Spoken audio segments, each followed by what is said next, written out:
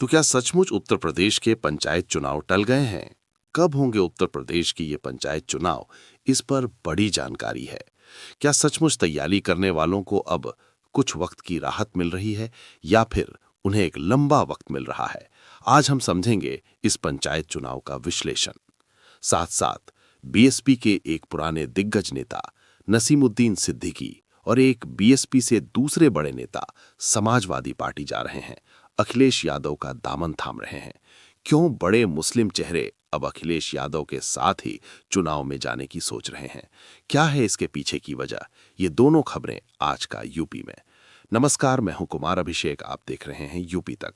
हम हाजिर हैं अपना न्यूज शो आज का यूपी लेबर। तो बात पंचायत चुनाव की। पंचायत चुनाव की चर्चा थी कि फरवरी मार्च यानी कि पहले पखवाड़े में उत्तर प्रदेश में पंचायत चुनाव हो जाएंगे। पार्टियां तैयारी भी कर रही थी। चर्चा ये भी थी कि इस बार जो भी पार्टी का कार्यकर्ता है, पार्टी के नेता हैं, जिन्हें विधानसभा जो नहीं लड़ पाएंगे या जिन्हें टिकट नहीं देगी पार्टी, उन्हें पंचायत चुनाव में उन्हें पंचायत चुनाव में लड़ने का मौका देंगे। लेकिन अब ये लगभग तय हो गया है कि पंचायत का चुनाव कम से कम विधानसभा चुनाव तक टलने जा रहा है। अगर हम सीधे जो मंत्री हैं ओम प्रकाश राजभर, उनसे बातचीत के आधार पर यह बात कहें कि अब ये मान लीजिए कि ये चुनाव टल रहा है। जो भी तैयारी कर रहे थे, अब उन्हें 1 साल और रुकना पड़ सकता है।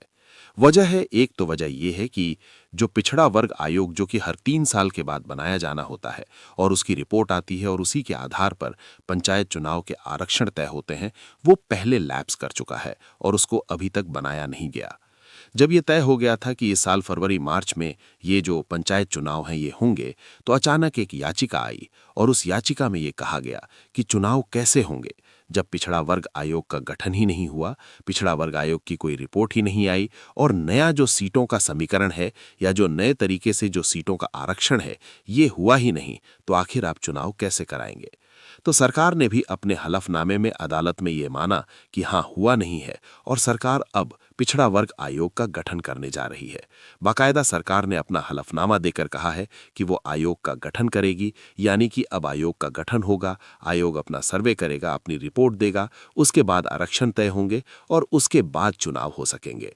तो इसमें कम से कम मान लीजिए 4 से 6 महीने का वक्त, क्योंकि अभी तक ना तो इस आयोग का गठन हुआ, हालांकि सरकार ने कह दिया है कि वो गठन करने जा रही है। तो अब मान लीजिए कि 4 से 6 महीने और उसके बाद कि अगले साल चुनाव है और कोई भी पार्टी चुनाव के पहले इस पंचायत चुनाव का बवाल झेलना नहीं चाहती। सभी को लगता है कि पंचायत चुनाव अगर पहले होंगे तो भारी सर फुटबॉल पार्टी के भीतर होगा, काडर में होगा, कार्यकर्ताओं में हो सकता है, क्योंकि इसमें बड़े बड़े चुनाव है, पंचायत अध्यक्ष के चुनाव है, बीडीसी के चुनाव है, तो ये सब बड़े पदों के चुनाव है। ऐसे में पार्टियों को भी ये सूट कर रहा है कि इसे कुछ दिनों तक टाला जाए और ये जो पूरी औपचारिकता इस वक्त पिछड़ा आयोग के गठन की जा रही है, दरअसल इसके पीछे मकसद भी साफ दिखता है कि ये चुनाव टल जाए। पहले याचिकाकर्ता मोतीलाल यादव को आप सुन लीजिए, जो इस मुद्दे को लेकर के अदालत में गए थे। उन्होंने क्या कहा और सरकार ने उस पर अपना क्या जवाब दिया है। उत्तर प्रदेश में त्रिस्तरीय पंचायत चुनाव अप्रैल से जुलाई के बीच में संपन्न होने हैं, लेकिन इससे पहले समर्पित पिछड़ा वर्ग आयोग का गठन होना जरूरी होता है, क्योंकि पिछड़ा वर्ग आयोग का कार्यकाल अक्टूबर 2025 में ख़त्म हो गया था। तो इसको लेकर एक जनहित याचिका मैंने हाईकोर्ट में लखनऊ में दाखिल की, जिसमें माननीय उच्च न्यायालय ने 4 फरवरी को सरकारी वकील से ये पूछा कि पिछड़ा वर्ग आयोग का गठन आप कब करेंगे। तो अब ये तय है कि चुनाव टलेंगे और चुनाव अब अगले साल विधानसभा चुनाव के बाद हों, ये लगभग तय माना जा रहा है और जो उच्च सूत्र हैं वो भी इसी ओर इशारा कर रहे हैं। यानी कि अब पार्टियों का पूरा फोकस विधानसभा चुनाव पर होगा और 1 साल कम से कम इस पंचायत चुनाव के लिए रुकना पड़ेगा। किसे फायदा किसे नुकसान, अभी ये कहना तो मुश्किल है, लेकिन सरकार के लिए भी एक, जिसे कहते हैं कि चुनाव के पहले एक बड़ा चुनाव टाल देना, कम से कम अब उनको ये जरूर होगा कि अब विधानसभा चुनाव पर पार्टियां और खासकर ये सरकार, बीजेपी की ये सरकार फोकस कर पाएगी। बहुत सारे लोग खुश भी होंगे, बहुत सारे नाराज हैं। अगली खबर, और अब बात समाजवादी पार्टी से आ रही उस खबर की जिसने सपा के भीतर भी लोगों को चौंकाया तो नहीं, लेकिन कुछ लोगों के लिए अच्छी खबर और कुछ को इससे नाराजगी भी हो सकती है। नसीमुद्दीन सिद्दीकी अंततः सपा आ रहे हैं। यूपी तक से बातचीत में उन्होंने इस बात की ओर इशारा कर दिया था कि अखिलेश यादव से बातचीत के बाद वो तय हो जाएगा। तो नसीमुद्दीन सिद्दीकी ही नहीं, फूल बाबू अनीस अहमद, जो कि पीलीभीत से बसपा के बड़े नेता रहे हैं, मंत्री रहे हैं, वो भी समाजवादी पार्टी आ रहे हैं। तो आखिर 2 मुस्लिम चेहरों के एक साथ ज्वाइन करने की वजह क्या है और क्या सचमुच ये समाजवादी पार्टी के लिए विन विन सिचुएशन है? हम इसको समझेंगे, लेकिन जो बात कही थी सिद्दीकी साहब ने, उनको आप पहले सुन लीजिए।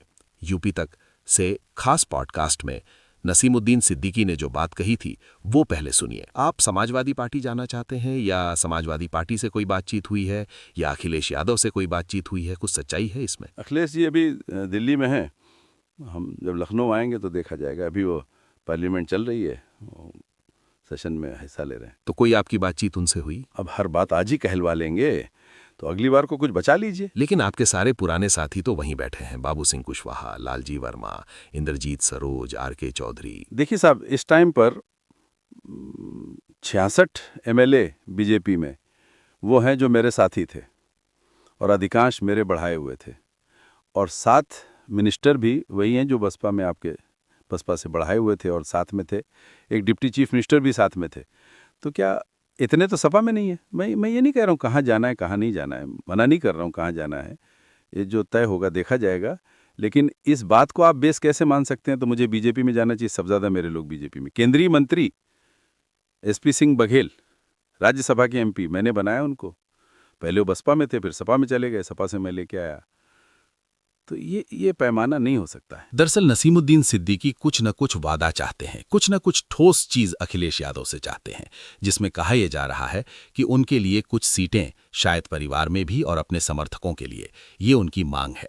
अखिलेश यादव बहुत ज्यादा दबाव में नहीं आएंगे, लेकिन अब वो नसीमुद्दीन सिद्दीकी को लेने के मूड में भी हैं, तैयार भी हैं, क्योंकि उनका इस्तेमाल वो बुंदेलखंड और पश्चिमी उत्तर प्रदेश दोनों जगह कर सकते हैं। मेरठ उनका पुराना क्षेत्र रहा है और वो रहने वाले बांदा के हैं, और यहां से इन्होंने बसपा के वक्त में बसपा को मजबूत करने में, बसपा को मदद करने में बड़ी योग भूमिका थी। लेकिन पिछले 8-9 साल कांग्रेस पार्टी के साथ इनके बीते, इन्हें कुछ मिला नहीं है, बहुत मलाल है। लेकिन अब वो अखिलेश यादव के साथ आ रहे हैं, ये लगभग तय मान लीजिए। अपने समर्थकों के साथ बैठक करके वो इस बात का ऐलान करने वाले हैं कि वो समाजवादी पार्टी आ रहे हैं। क्या मिलेगा ये देखना होगा, लेकिन एक बड़ा मुस्लिम चेहरा समाजवादी पार्टी को मिल रहा है। दूसरी तरफ अनीस अहमद फूल बाबू के नाम से मशहूर है। पीलीभीत में बीसलपुर इनकी विधानसभा रही है, कई बार के विधायक रहे हैं, सांसदी भी लड़े हैं। अपने क्षेत्र में इनका अपना एक वोट वर्ग भी है, वोट बैंक भी है, और अपने विधानसभा में कहा जाता है कि 35-40 हजार वोट इनके अपने माने जाते हैं। तो समाजवादी पार्टी उस सीट को जीत नहीं पाई, बसपा जरूर जीतती रही, अब बीजेपी जीत रही है।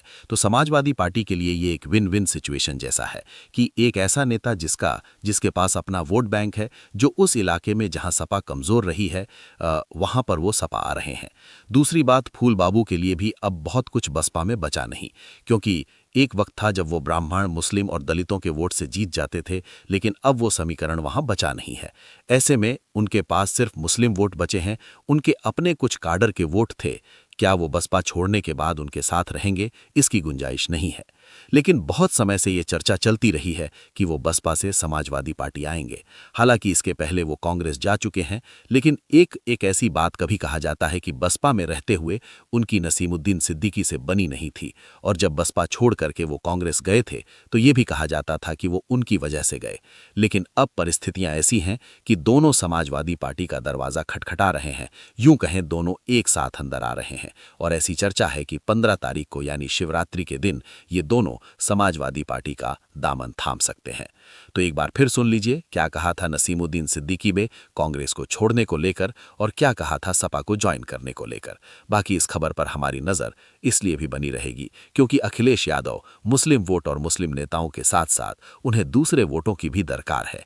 खैर, पहले सुनिए इन नेताओं को। संदीप सिंह रोक रहे थे तो इसका मतलब तो यही हुआ ना कि भाई राहुल गांधी आपको लेकर के आए जब आपकी ज्वाइनिंग हुई, लेकिन उत्तर प्रदेश में प्रियंका गांधी की टीम आपको काम नहीं करने दे रही थी, यही माना जाएगा। कुछ भी कह सकते हैं, हम कुछ भी कह सकते हैं। और मैंने उस टीम से भी कई बार कहा कि भाई मैं बीमार हो जाऊंगा, और प्रियंका जी से मैंने कहा कि प्रियंका जी मैं बीमार हो जाऊंगा, प्लीज़ मुझे काम चाहिए। खैर उन्होंने कह दिया संदीप देख लेना, हम देख लिया। तो कांग्रेस में रहते हुए उत्तर प्रदेश में आपको लग रहा है कि संदीप या फिर प्रियंका गांधी की जो टीम है वो काम करने वालों को उनके हिसाब से काम नहीं करने दे रही, या फिर जैसा वो चाहती सिर्फ वही हो रहा है? मैं काम करने वालों की बात नहीं करता हूँ, मैं अपनी बात करता हूँ।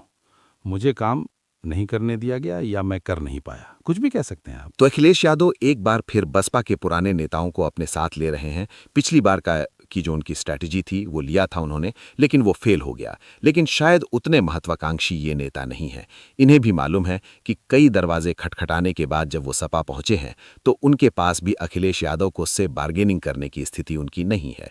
एक आध सीट, 2-3 सीट जैसी चीजें हो सकती हैं, लेकिन स्वामी प्रसाद मौर्य, दारा सिंह चौहान या फिर ओम प्रकाश राजभर जैसा बार्गेनिंग पावर इन नेताओं के पास नहीं है। ऐसे में समाजवादी पार्टी इनकी नेचुरल चॉइस तो है ही, इनके सर्वाइवल के लिए भी सबसे कह सकते हैं कि अच्छी पार्टी दिख रही है। तो ये था आज का यूपी। हम कल फिर हाजिर होंगे। हमें दीजिए इजाजत। देखते रहिए यूपी तक।